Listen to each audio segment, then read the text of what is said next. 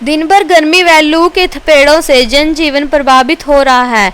इसके साथ ही बिजली बोर्ड इंद्री में ट्रांसफार्मरों का तापमान ज़्यादा बढ़ गया और जब ट्रांसफार्मरों में लगे पंखे भी जवाब दे गए तो कर्मचारी ने ट्रांसफार्मरों पर पाइप लगाकर पानी मारना शुरू कर दिया। पूरे दिन में 3-4 बार ट्रांसफार्मरों के रेडिएटर व साइड और निचले हिस्सों पर पानी डाला गया ताकि ट्रांसफार्मर ज़्यादा हीट ना हो व ट्रांसफार्मरों का तापमान सही रहे। लू के थपेड़ों व तेज गर्मी में खुद झुलसकर विभाग के कर्मचारी लोगों तक सही तरीके से बिजली सप्लाई के प्रयास में लगे रहे। पुरुष कर्मचारी के अलावा महिला कर्मचारी भी पाइप से ट्रांसफार्मरों पर पानी मारने में नजर आए। बता दें कि इससे पहले एक ट्रांसफार्मर पर 6-6 पंखे लगाए गए हैं, लेकिन गर्मी ज़्यादा रही और लू भी चलती रही है। गर्म हवा में ट्रांसफार्मरों की बॉडी भी ज़्यादा गर्म हो गई। ऐसे में पंखे की हवा से काम नहीं चल पाया और बिजली सप्लाई के बड़े ट्रांसफार्मरों के नीचे हिस्से व साइडों के रेडिएटर पर भी पाइप लगाकर पानी डाला गया। यहाँ पर काम करता हूँ बिजली बोर्ड में 132 kV सब स्टेशन में।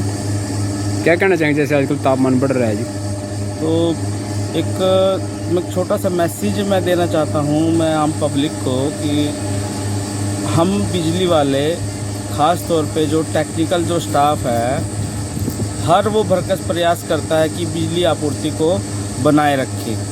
और इसी एक कड़ी का एक हिस्सा है कि जब लोड बढ़ता है और गर्मी होती है तो हमारे ट्रांसफार्मर्स गर्म हो जाते हैं, तारें गर्म होती हैं, ट्रांसफार्मर का टेम्परेचर बहुत बढ़ रहा है, जैसे कि अब 46-47 डिग्री टेम्परेचर चल रहा है। और हमारा पूरा स्टाफ, इवन कि लेडी स्टाफ भी है हमारे पास, सभी मिलकर पूरा भरकस प्रयास कर रहे हैं कि हम किसी तरह से सप्लाई को मेंटेन करें। उसी कड़ी का एक हिस्सा है कि जब हमें ऐसा लगता है कि ट्रांसफार्मर का टेम्परेचर कुछ बढ़ रहा है तो हम उसके डाउन साइड में थोड़ा पानी मार के उसको ठंडा करने की कोशिश कर रहे हैं ताकि उसका टेम्परेचर कम रहे और बिजली आपूर्ति बाधित ना हो।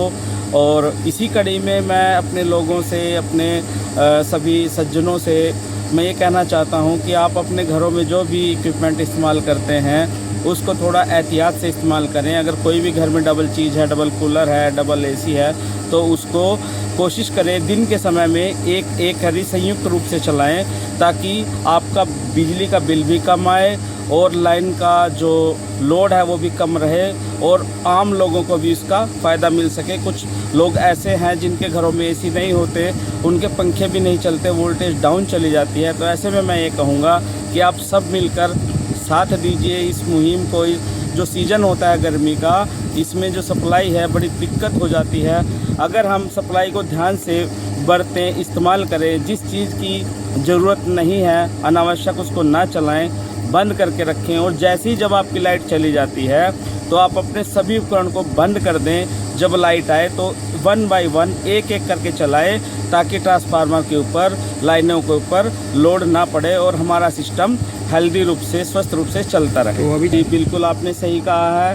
तो सरकार की तरफ से आज 15 जून 2024 को जीरी के शेड्यूल के लिए, जो जीरी की जो अब रोपाई हो रही है उसका एक शेड्यूल जारी किया है सरकार ने, जिसमें खेतों वाली सप्लाई 8-8 घंटों के ग्रुप में बनाई गई है। 3 ग्रुपों में सप्लाई चलेगी। पहला जो ग्रुप चलेगा वो रात के 12 बजे से लेकर सुबह 8 बजे तक, दूसरा ग्रुप है 8 बजे से लेकर शाम के 4 बजे तक, और तीसरा जो ग्रुप है शाम को 4 बजे से लेकर के रात के 12 बजे तक। ऐसे ही 8-8 घंटे के दरमियान ये सप्लाई चलेगी। ये ग्रुप इसलिए बनाए जाते हैं ताकि लाइनों पे एकदम से लोड ना बढ़े और सप्लाई चलती रहे। हाँ, इससे पहले ट्रांसफार्मर के ऊपर पंखे लगे हुए हैं, 6-6 पंखे लगे होते हैं ट्रांसफार्मर के ऊपर लगे हुए हैं, लेकिन पंखे इस चलती हुई लू में वो कामयाबी नहीं हासिल कर पा रहे हैं, उनको ठंडा नहीं कर पा रहे हैं क्योंकि हवा गर्म है और ट्रांसफार्मर की बॉडी भी पूरी गर्म है। गर्म हवा लग रही है तो ज़्यादा उसका इफेक्ट नहीं पड़ रहा है। तो उसकी वजह से हम इसके ट्रांसफार्मर के निचली साइड में पानी मतलब मार रहे हैं ताकि ठंडा रहे। ऊपर पानी नहीं मारा जा सकता क्योंकि as per norms department safety की वजह से हम इसको नीचे पानी मार के इसको कोशिश कर रहे हैं टेम्परेचर को डाउन करने की। और थोड़ा अगर इसके आसपास का टेम्परेचर कम रहेगा तो पंखे भी ठंडी हवा देंगे। और आगामी जैसे ही कुछ टेम्परेचर और बढ़ता है तो निगम के द्वारा इंस्ट्रक्शन जो दी जाएंगी उसको अपनाया जाएगा और ट्रांसफार्मर का जो है कूलिंग का जो सिस्टम है वो निगम के इंस्ट्रक्शन के हिसाब से बनाया जाएगा। जी, मेरा नाम रोशन लाल है, यहाँ इंचार्ज हूँ। तो सप्लाई के आजकल ये आजकल हमारे पास ये जो ट्रांसफार्मर है ना, जो आजकल लोड बढ़ा हुआ है, उसकी वजह से कई बार ये हीट इनकी ज़्यादा चली जाती है। तो उसको मेंटेन करने के लिए हम जो भी है डिपार्टमेंट परमानेंट पंखे चला कर रखते हैं।